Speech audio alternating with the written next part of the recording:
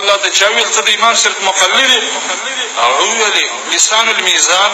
اول جلد 201 صفحه کې دا وګورئ 81 صفحه.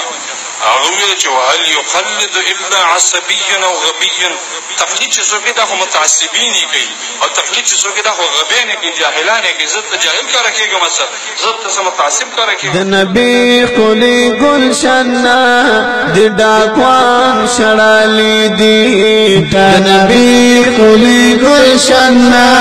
د ډاکوان شړلې دي. مفتی ندیم صاحب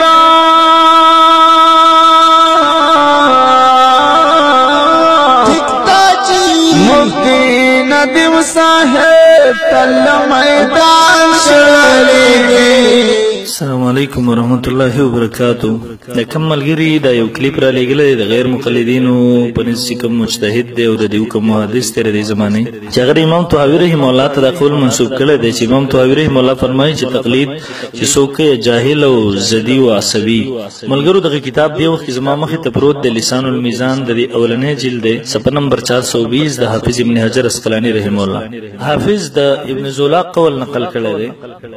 اول نمبر خو که تاسو وګورئ د ابن زولاق دا یو مجهول سړی دی. دا حافظ ابن حجر رحمه الله قول نه دی د ابن زولاق دی. ابن زولاق په خپل یو مجهول سړی دی هیڅ پته نشته په جهان د خدای کې. دویم نمبر همدغه پوره عبارت چې وکته شي نو باغی کې خبره واضحه شوی دا واضحه د خبره باغی کې دی غیر مقلد په دې کې د غلط بیانې دی غیر مقلد د دې کې د غلط بیانې نه کار اغسته د امام طحاوي رحمه الله نه زوی تاسو کو دا فضل ابي عبید ابن جرثومه او دا غره په مبارک نو امام طحاوي رحمه الله فرمایل کان یذاکرنی بالمسائل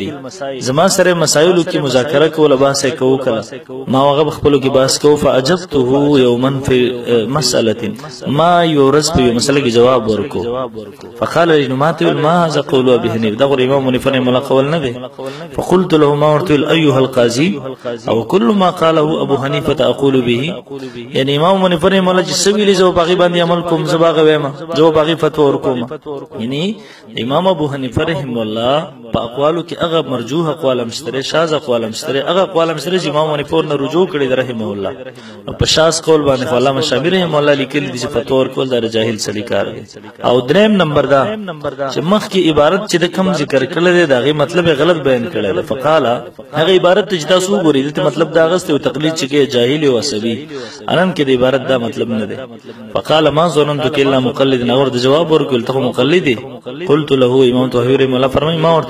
ورته ویلا وهل يقلد الا عصبي فقال لي غبي. یعنی ما ورته ویلا چې تقلید بنه کوي مگر عصبي. یعنی ستا خیال دار چې صرف عصبي سره به تقلید کوي یا به غبي سره تقلید کوي بل څوک به تقلید نه کوي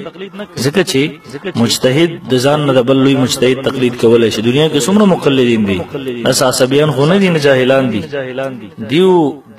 د مجتهد تقلید کوي په اجتهادي مسایلو کې. نو تاسو خیال لرئ چې دا مجتهد صرف دا تقلید صرف عصبي سره کوي او دا ستاسو ګمان غلط دی. وهل يقلد الا عصبي او غبي تاسو ګمان دی چې وهل يقلد اي تقلید بنه کوي مگر عصبي او غبي سره صرف او دا غره عبارت ترجمه ده او د عبارت ترجمه ګډوډه کړی دا غلط بیان نه کار اغسته. سلورم نمبر امام طحاوي رحمه الله په خپل باندې امام منیف رحمه الله په مذهب باندې هم دغه کم کتاب حواله چې کم صفات او ولور کړی دا کاش کده پورا بیان کړی وي يهود غنتکار نه کولای چې نیمه بیانو نیمه پرې خودو افتؤمنون ببعض الكتاب وتكفرون ببعض منی د بعض نه انکار کې په خپل باندې حافظ ابن حجر رحمه الله فرمایي امام طحاوي رحمه الله بارک وکانا اولا على مذهب الشافعي اول امام شافعي رحمه الله په مذهب ثم تحول الى مذهب الحنفيه بیر احناف مذهب او اختیار او سو کرخ مخ کې وي وکانا يذهب مذهب ابي حنیفه د امام منیف رحمه الله په مذهب وکانا شدید العصبيه په بدی کې سخت او انتهایی او به وی وکانا يذهب مذهب ابي حنیفه لا يرى حقا في خلافه. امام منیف رحمه الله په مذهب باندې ور دینه خلاف حق نه ګڼو غیر امام منیف رحمه الله حق مذهب حق ګڼو. نو په خپل دغه قول موجود دی به دغه الفاظو ترجمه د څنګه دا کې چې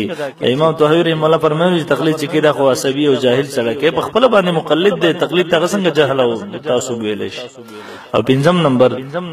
دنیا غیر مقلد مقرریو ته زما چیلنج دی چې تاسو ټول را جمع شئ صرف او صرف یو مصنف دې وخی چې هغې شرح لیکلی د حدیثو یې تفسیر یو کتاب لیکلی تفسیر یې لیکلی یا د حدیثو یو کتاب لیکلی او هغه نه مجتهدي او نه مقلدي یو کتاب صرف دغسې د شپې د مقلدینو کتابونه وګوري او سهار له هغې ته کنځل کوي د ولې کتابونه د مقلدینو د کتابونو د شپې مطالعه وکړي سهار له ورته کنځل کوي همدا کوم کتاب چې لسان الميزان پیش کړی دی دا د حافظ ابن حجر اسقلاني رحمه الله کتاب دی او په خپله د امام شافعي رحمه الله مقلد دی په خپله دی هم ته انکار نشي کولی نو که تقلید جهل شي نو دی جاهل نه د بوز پکار چې بیا تا د جاهل کتاب ولې راغستی دی الله د ټول مسلمانان د دیو د وسوسو نه د دیو د شرورو ته محفوظ وساتي جزاکم الله د نبی خلی گلشن د ډاکوان شړلی دي